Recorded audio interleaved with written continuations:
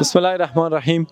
الحمدلله یک بار دیگر جای افتخار و خوشحالی است که قمر در یکی از ولسوالی های دور افتاده ولایت پکتیکا است که البته جایی که تعداد نیازمندا و متضررین است و ما اونجا خود رساندیم و دست نیازمندا را گرفتیم و موادی که میتونه تا مدت زیاد مشکلات اینا را حل کنه، مثل آرد و روغن و برنج، لوبیا، نخود، چای، شوین دباب، همچنان پودر لباس شویی، نمک و نخود و لوبیا و موارد دیگه ای که البته اینا میتونن انشالله چند سبای خوبی با سیزو بگذرانن.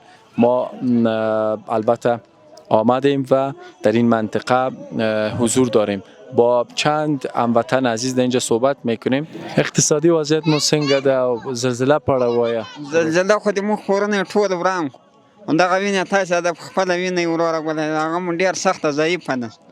موږ تاسې ډېر خوشحاله یو، خیر یوسئ وروره ګله، دا مرستې مو راسره وکړي. ډېر سخته ځوب ولې زلزله ډېره سخته زلزله وسوله. زلزله وسوله، دلته خلک ډېر په مشکلاتو کې دي، ډېر سخت حالاتو کې دي سره، او ټول خلک سره در به در سو سره.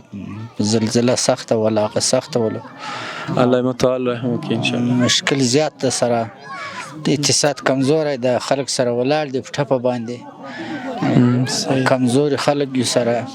مننه. زلزله وسوه ډېر کورونه یې خراب کړو. د مو وطن خلک ډېر مسکینان دي، ډېر غریبانان دي. ښه نو یاتې دا مرسته چې راسره کړې د خدای دې وته خیر ورکړي، خدای دې مرسته ورسره وکړي، موږ سره غریبانو سره مرسته وکړي. خب دوستان عزیز، اکثریت خانواده متاسفانه متضرر شدند. این روند کمک ها ادامه داره. فرزندای کوچک مثل ازی که در واقع اعضای فامیل خود از دست داده است و اعضای خود از دست داده، اینا را کمک کنین، دستگیری کنین. لینک ها مشاهده میکنید. ما در کمال امانتداری رسالت انجام